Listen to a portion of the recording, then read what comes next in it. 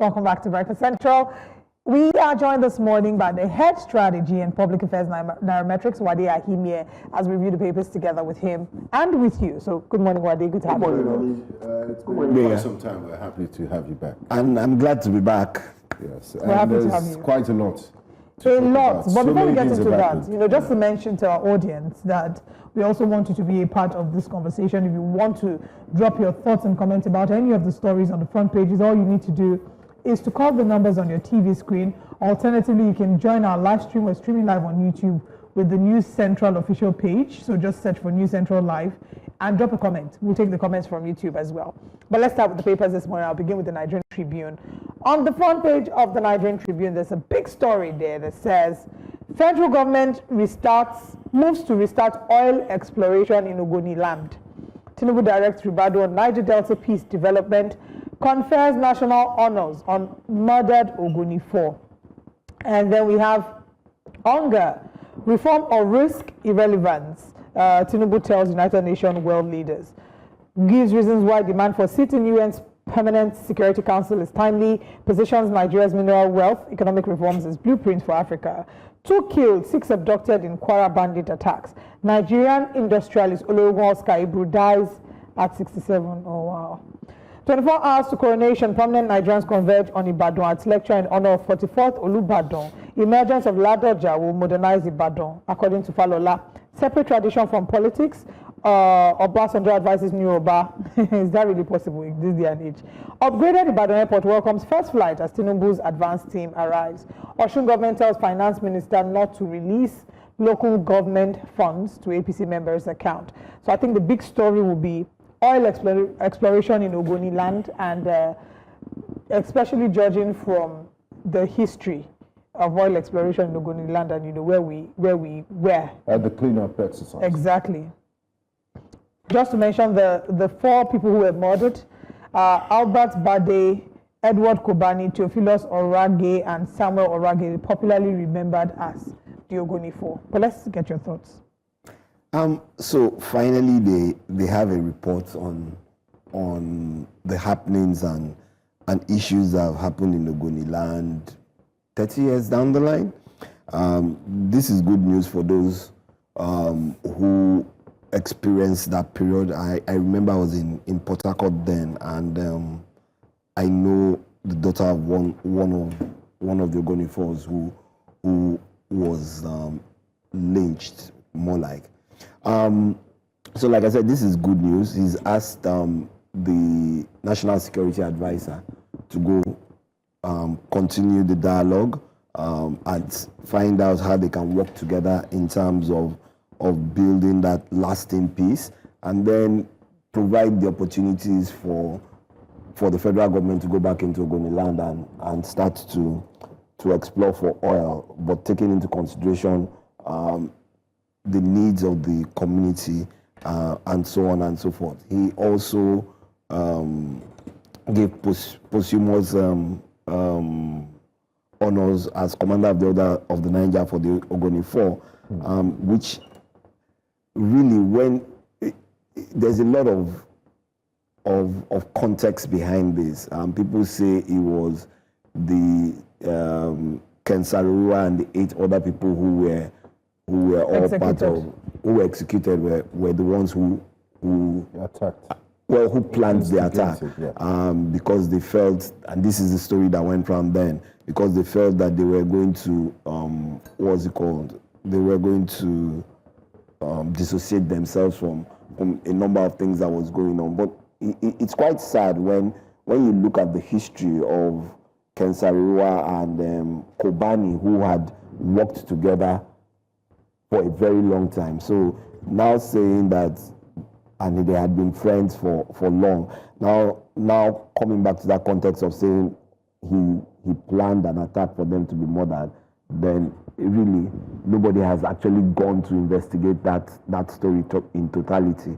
And beyond that, let's talk about the move to restart the oil exploration exactly. Because the cleanup that late President Buhari started, it said that it would last for about 30 years to really clean up that place. And you would think for the ecological damage that has happened in that region, they would want to slow down the process of restarting oil exploration. We do understand that there is abundant gift of nature underneath this, the soil, and they need to exploit it for economic interest. But which one comes first, the environmental or financial benefits? And do these benefits actually do a lot for the livelihood of those in that community where the wealth is extracted from? So what's your take on it? Okay, so they can go hand in hand. That's the very first thing, the economic benefits and the environmental issues. Part of the things that the president said and noted here was that they must find the best way, and he has asked the Minister for Environment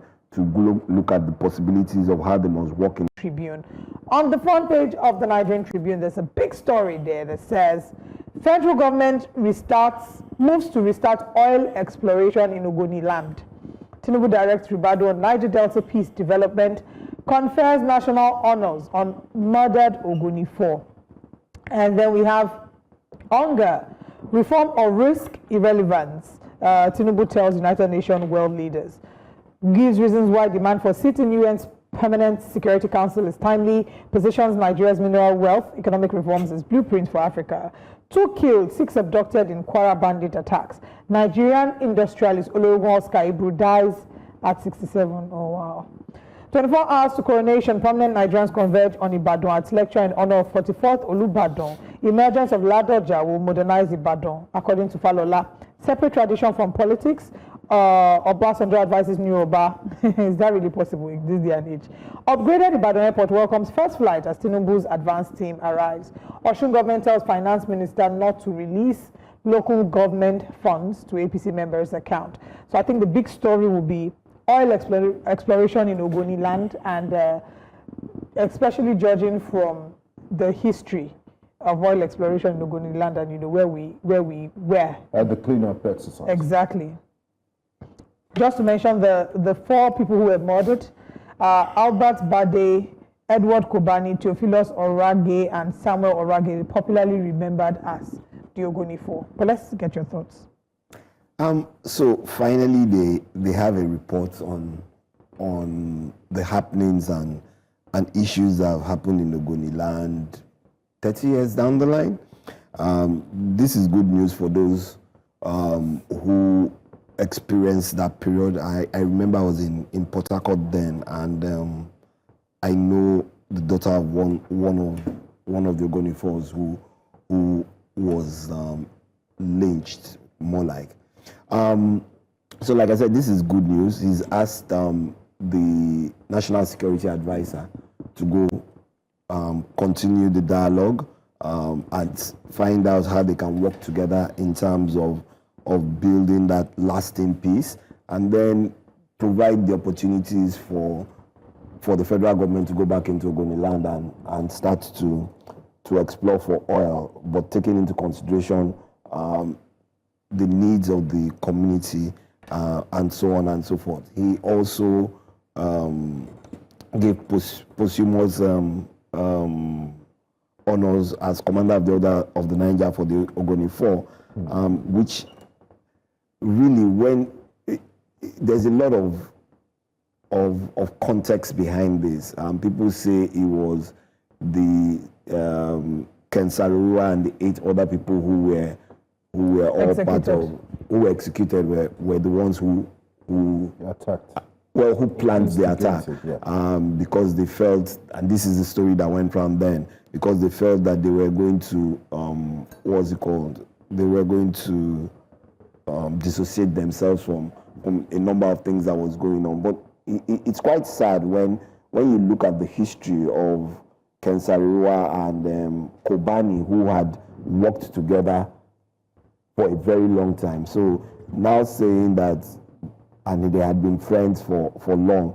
Now coming back to that context of saying he planned an attack for them to be murdered, then really nobody has actually gone to investigate that story in totality.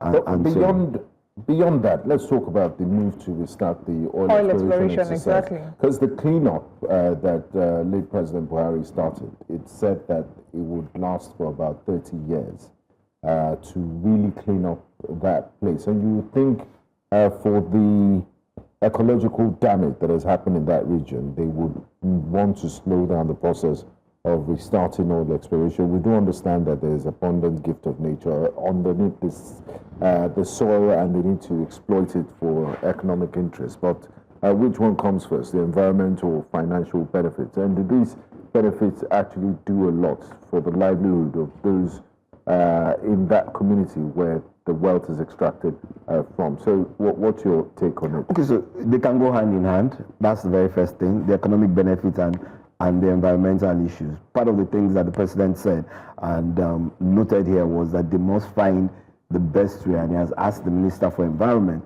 to look at the possibilities of how they must work in that area without, causing any more damage. And there are new environmental technologies that you can use in advance to help move that. But it doesn't stop the fact that you have to do a cleanup, because if you have to spend money to clean the environment and you are not generating money, so where will the government actually get that money? So they must go hand in hand. Yes, it might take 30 years, and it's a gradual process because that land had been polluted for a very, very long time, and the level of pollution is so high. And I know that Shell has also committed to the fact that they would ensure that cleanup is done. And I know that they had started when the former vice president had gone there to launch the cleanup program. Yeah, so they must go hand in hand, because if you are not generating economic benefits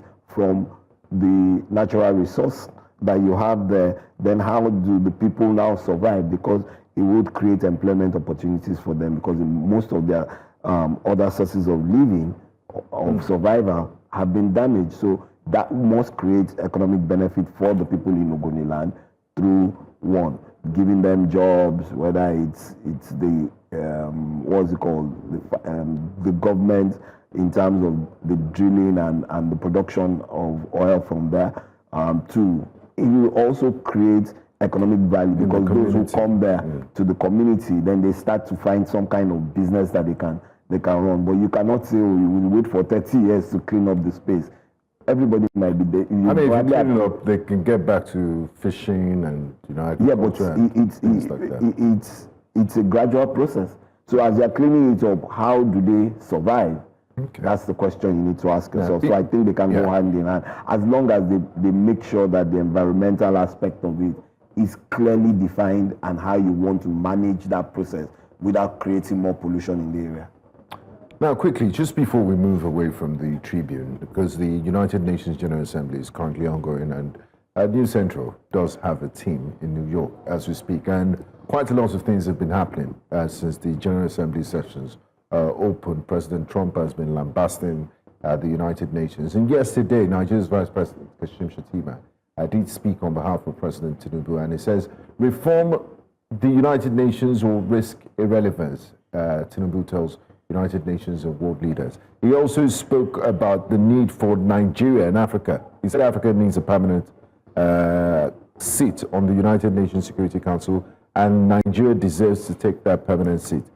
Fela, the great Fela Anikulapo Kuti, used to sing in Beast of No Nation that what is united in the United Nations, that he talked about the number of votes and veto power, that it's very undemocratic. I mean, the ironic is called United Nations, but it's quite undemocratic. You have veto powers.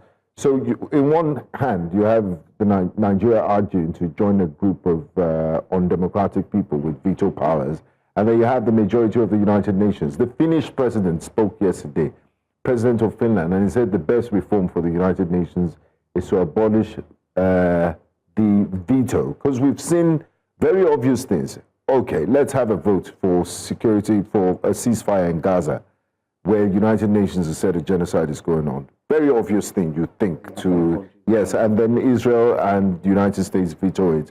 Let's have a vote on making food a universal right. Israel and the United States veto it. So what should we be fighting for a place in an undemocratic club? Or do you toe the line of the Finnish president that says, you know what, just abolish the veto power, let everybody vote democratically? A committee of nations, yes. Yeah, the League of Nations, that's how it started, before it became the United Nations after the World War. So a few countries put themselves together and said XYZ, and is turned into a general congregation of all the countries in the world. Now, my take is this. If we're talking about democratic principles and all, then that veto should go. Then it should be that all nations have a right to vote towards what they think and believe should be the progress of the world as a whole. I don't know how many countries now, but at the point in time it was only 5. USA, Russia, UK. Yeah, those are the 5 permanent members. Yeah, and China, I think. Yeah. China recently got in there. So, and they drive the world economy and the way the direction in which they think the world should be. And I do agree that based on all the things that have happened across the world in the last 5 years, starting from COVID, there is a need to restructure this congregation. Why? Because you have countries who have the capacity and capabilities to quickly do things within their specs. But of course, you now have to wait for members of the so-called, the 5 veto powers, and those ones will say, oh, no. So for instance, during COVID, we know the president of the United States then, who was truly against it. No vaccines, no this, but he did get all the vaccines, so that, and he did have COVID, and he treated him.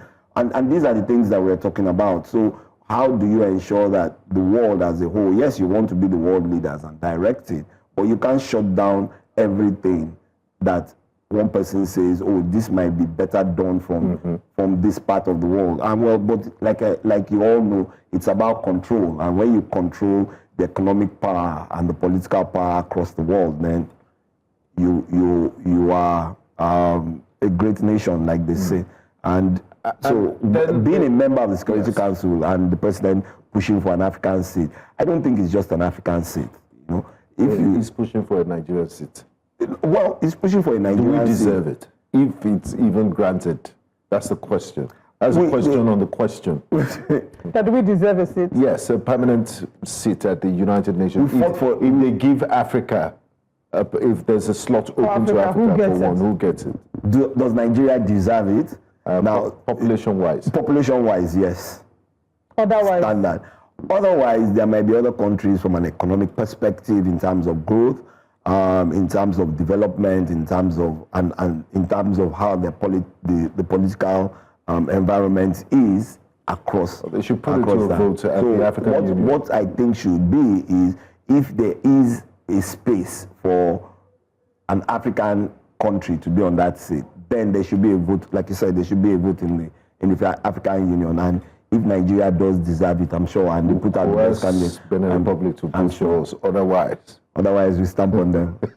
Anyway, but and that's where the politics comes in. So East Africa, North Africa. I remember when I think it was Boutros Ghali when he became Egyptian UN Secretary General. Obasanjo also, former President Obasanjo also wanted to become the Secretary General. But yes, it was a spot for an African country, and most of the countries rallied around Boutros Ghali. So that's how it should be. Okay, let's look at another paper and see what the front page of this one says. I love this. I want to take I'm hoping Daily that I Trust. can. All right, go ahead with the Daily Trust then. The Daily Trust, the screaming headline there says federal government goes after certificate forgers. In the news in the last few days, they're talking about examination malpractice and the corruption in the education sector, and people that think they can cheat their way through life. When you get that job and they verify and they see that your certificate is fake, you will be kicked out. The federal government has moved against certificate forgers with the directive to all ministries, departments, agencies, military and paramilitary formations to enforce mandatory verification of all academic credentials of staff members, all staff members, beginning from 6th of October 2025. The directive follows mounting concerns from academics about the erosion of educational integrity and spread of fake certificates across the country in response, the government ordered the implementation of the National Policy for the Education Repository and Data Bank, NED. The policy requires every ministry, department, agency, and institution, whether public, private, civilian, or military, to subject staff and prospective employees to strict verification checks. Now, is this coming a bit too late? Shouldn't this happen before you even issue an employment letter to someone? Because in the private sector, that's what they do.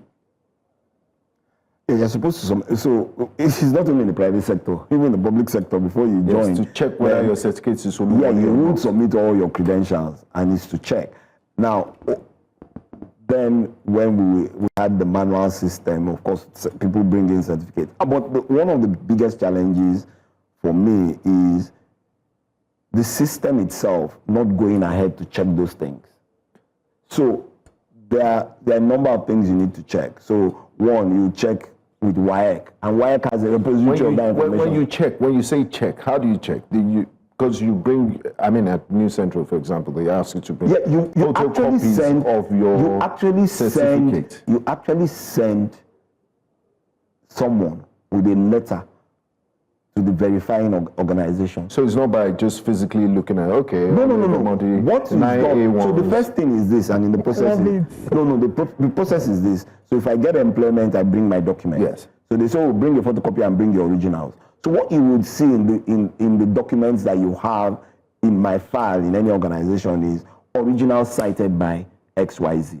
So my WAEC certificates, my degree, my professional certificate, and then it is the responsibility of the organization to go ahead and confirm those things with those respective organizations. So it goes beyond just... It goes beyond just saying it. And what you usually do, and even private organizations do it, what you usually do is that you send a letter and then put a copy of all those certificates to those particular organizations, and they do respond. But it does cost some money. I really don't understand. It's part of the verification process it's just of employment. It's just like when I'm hiring a driver. And it's beautiful now that you have, what's it called? Most of that data is in, what's it called? Is on the computer. It's online. So I send a message to WAEC. All WAEC needs, and they have a contact spot where you send all those things, and they do verify all these things. So it's not rocket science, and it's not just in Nigeria, it's all over the world. Because for those who travel to go to school abroad, there is a process for you. There are organizations that you send your documentations to, they would independently go and verify them, and then they would come back to you and tell you, you qualify for XYZ. So what is a popular Nigerian pastor that is fond of asking his members of the congregation, are you a graduate? So you should also tap into the verification spirit. We have a call, Uche from Abia. Yeah, good morning, everybody. Good morning. Yeah, my sister and my brother, this issue of certificate forgery, are they going to go forensic? Are they going to start from presidency to National Assembly? Hello? Yeah, we're with you. I mean, the information we have is all ministries, agencies, military and paramilitary services, institutions. Are going to rule if they are going to go forensic. It's a pity the way Nigeria is being turned to. Your audio is really low. The issue of presidency summoning is it Abbas or whatever you call him, the man that left River State. For me, that is not going to strengthen our institution. Let him, Mr. President, allow the State Assembly to probe the man. The man used the state money, River State money, not national presidency money. Let the River State Assembly probe him so that we will know. And then our institution will be strengthened. God bless you people. God bless Thank you. Thank you very much, Uche from Abia.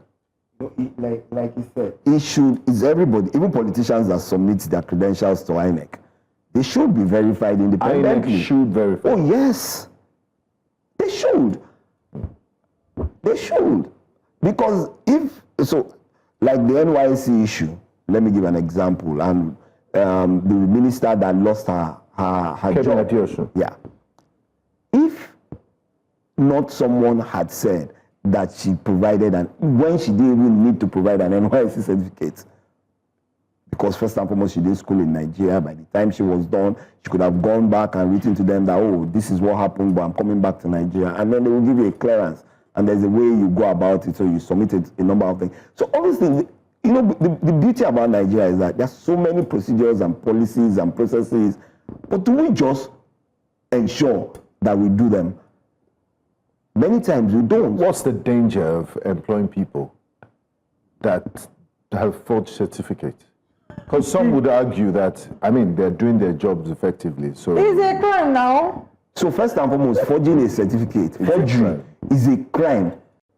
No, I'm asking this question. We're trying to educate people here. Don't ask. It's good at educating people. If you ask the police, forgery is a crime.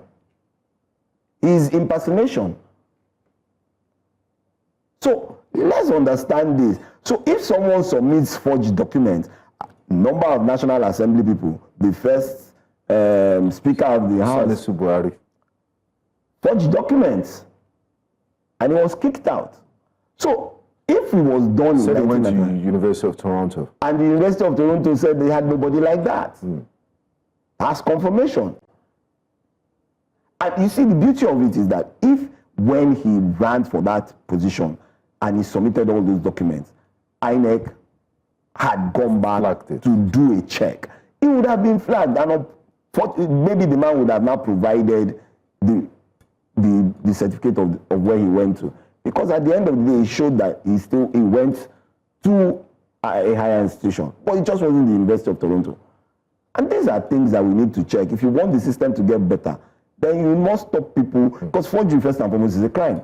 In any way you look at it, whether it's certificates or documents that you use to obtain. So 419 is what? Is false, obtaining something on that false, and that's what it is. Forgery is obtaining something on that false documentation. You must do the time. There must be penalties. And there are penalties in the criminal code. I don't know what why do you 419? Section 419 is the criminal for what's it called, obtaining by false pretense. Yeah. Because forgery is obtaining by false pretense. Okay, documentation. Interesting take there. Olive, he said University of Toronto, a higher institution, but the man went to another university. That was not University of Toronto. That's a lower institution. Wow. Let's move on to other. I don't know whether it's higher or lower. The man went to a higher institution. So I believe a court has set a date for hearing on the Osun State government suit on local government. See the bottom of the paper. Yes, saying, and this is... Don't release local government funds to sack APC chairman. Osun is saying, so he's saying federal government. Release local government funds. At the same time, the governor is saying don't release it to the sacked one. APC chairman. So where are we on this matter? So let's get the details of it. So we know that Osun State conducted local government elections that brought in new local government leadership. That we know. Now, the former local government leadership are saying, no, we are still in leadership.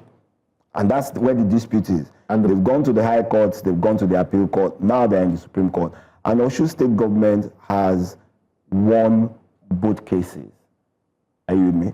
Now, if that is it, at no point in time, like they say, if the case is still in court, then I don't see the reason why the federal government should release funds to the local government.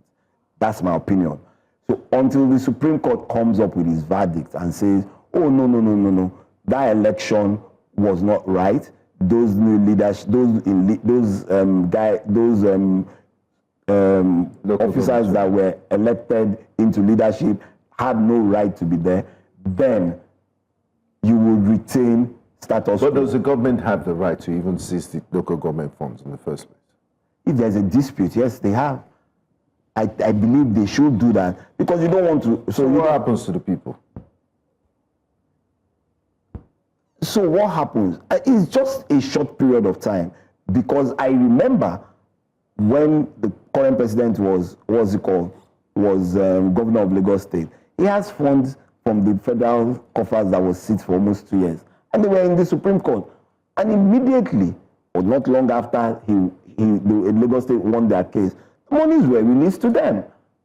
Yes, there will be local. So what the state government should do and the local government should do is continue to look for how they can create their own internally generated funds and do the things that they need to do. And how did Lagos State survive for 2 years? Okay. Internally generated funds. Let's head to the Federal Capital Territory. We have Femi calling from there. Good morning. Thank you for calling. Hello, good morning. Good morning. Please go ahead. This is Kevin calling from Abuja. Good morning, Breakfast Central. Good morning. Good morning. All right, so our guest, good morning to you. I just have a few questions to ask you. Just a few questions to ask you. When you make reference of forging a certificate is a crime, and I agree with you. But may I ask, what is behind forging a certificate? Who should be blamed, father? Okay? Now, we're struggling to hear you. Can you hear me? Yes, if you can speak up, but yes, we can hear you now. Yes. So, like I mentioned earlier, I asked, what is the reason or motive behind a student forging a certificate? What should be what could lead to that? Because if a student should forge a certificate, that means the school must have failed the student. Now, you said it should be a crime. Shouldn't it be a crime too for our educational system to fail a student? Because that's the only way for a student to be accepted or somebody to be accepted. He or she would rather want to say, look, my school has failed me, but I need this job.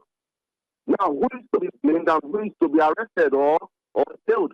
This is a crime. But Femi, you understand that, exams are conducted to test the knowledge of students. And if that student doesn't pass, you can't just pass him for the sake of passing. He needs to excel in his academics to get a pass grade. So there are different reasons for failure. It doesn't excuse certificate forgery, if you get my drift. I don't think. Yes, exams are conducted to test what has been taught in any institution. But because you fail an exam doesn't mean that your life has failed. And this ideology in Nigeria today, where everybody believes that once I get a certification of this, or I have a master's in this, or I have a doctorate in this, or I am a professor in this, then everybody looks up to me as the standard. I don't believe that. And I always tell people that. And you must believe in yourself. So first and foremost, your basic education, get your WAEC, and if you can't get a higher institution degree, then go ahead and get one. But that doesn't mean that that's the end of your life. Very true. Some of the biggest and the greatest billionaires in this country didn't go to school. Anthony Enohoro. So let me just piggyback to Femi Otedola now. His book is written clearly there. He has his WAEC. He didn't go to university. Ah, that's new information. Oh, you go read the book. This is what I have known for a very long time. Olive, please buy me the book. Okay, that's not a problem. Even before he wrote the book, I knew that. Do you understand? So, Bill Gates, Mark Zuckerberg, you want me to continue, the Kellogg's, what's it called? They are all... Yeah, but this is a few out of the majority. So young children, okay, listening to school. I didn't tell you not to go to school. Don't get me wrong. Nobody should make the mistake. What did I say? Well, I started with basic education, because basic education makes you literate. That's primary, secondary school. Going to university is not compulsory in my own opinion. I didn't go to university. I went to Yabatech. I have an HND in accounting. It's as good as a university. Well, people will tell, but if I submit my certificate to get a job with you that went to university, you would say, I'm a chartered accountant. I qualified as a chartered accountant. It's almost 30 years now. But the fact remains that I don't have a master's in anything, neither do I have a doctorate. But you can self-study but go to school to get that basics. Self-study, learn, and go on. But this new drive for, you go on LinkedIn. I'm happy to announce. Yes. All right. I'm happy to announce now that I have we have a call from Osun State. Abiola is calling. Good morning, Abiola. Please go ahead. You are our final caller today. Good morning. Good morning. Okay, maybe we can take one more. Go ahead, please, Abiola. We can hear you. Good morning. Please, I want to make a comment about the issue of the River State administrator, the former administrator. You see, the invitation of the presidency of the administrator is just a cajole. The money that was spent belongs to the River State. Then the River State Assembly invite the man, question him and how he spent their money. That's just my contribution. Good morning and have a nice day. Thank you very much, Abiola, for that contribution. He's speaking regarding River State. I thought you speak on Osun State. And I do think that they should go over the books of River State and see. And if the sole administrator believes in transparency, then I'm sure he would have submitted all the handover and the documents to them. So it's left to the River State. This man was enjoying his retirement, having served the nation as its naval chief, and also in the capacity of the Nigerian ambassador to Ghana. You guys called him out of his retirement, come and sole administrate. And while he was sole administrating, there was a committee in the National Assembly that was oversight function. Yeah. So why are you disturbing him again? And that's the reality, because everything that he did with the funds that were brought, the committee approved most, if not all of the things that were brought forward. So Olive always says, like in law, please, can you give us a Latin maxim to that he who has nothing to fear, something like that. He who comes to equity must come with clean hands. Yes. So if he has clean hands, he has gone to submit his report to the president. We're seeing here now, at least on the front page of the Punch newspaper, Ibas meets Tinubu, EFCC chair in Aso Rock. So we would continue to wait for the feedback on that. But now let's quickly touch on the Punch as we have less than 3 minutes. Motorists stranded as flood overruns Lagos communities. We hope that, did the flood affect you? Nah. It doesn't look like it's been affected. It doesn't look like it's been affected. Yes, it did. Because I was on a Zoom out by the way that day, and it was flooded. Then Lekki too was flooded because I had tried to get into Lekki. How's your car doing? My car is sound. Great. We just can't do advertising here. So no, I don't want to do advertising. That right now they are going to because I came this morning and there was a particular car that I didn't see, but I will call the name. Yeah, because maybe the rain has gotten into it. But he had a good wash. Really sad. Olubadan, Oyo gears up for his historic coronation. NNPCL secures 318 billion naira to fund new oil exploration. FARC subcommittee probes spending for frontier exploration. Budget office warns Nigeria losing 60% of oil income. National oil firm pays zero dividend to Federation account. Despite 1.06 trillion naira profits, experts push private exploration. We don't have enough time to talk about this. Maybe there'll be another conversation, but as quickly as you can, maybe your thoughts on the flood situation, because I think it's important that we highlight it. It's caused a lot of issues for many Lagosians. And yes, it will continue to cause a lot of issues for many Lagosians because there is no synergy between whether it's the Ministry of Works and the Ministry of Environment and so on. So a lot of the drainages, people are doing construction. You see people doing construction, they pour the sand and the gravel on top of the road that is on top of the gutter. You know, that's one. People have built over where natural, in terms of the Lagos State design system, should be pathways that lead, so canals that lead into the areas to the lagoon towards taking the water away and help the recycling of the water. You find people have built houses on top of them. People have sandfilled some of them. And this is the fault of the Lagos State government, and I would say that in my own opinion. Why? Because all these areas that have been approved for development, before anything is done, then you must create that network of drainage, of roads, and all, so that people who build must, and then they must meet the standard of what the drainage system must be that goes into the main drains for the Ministry of Environment. I'll just leave it at that. All right.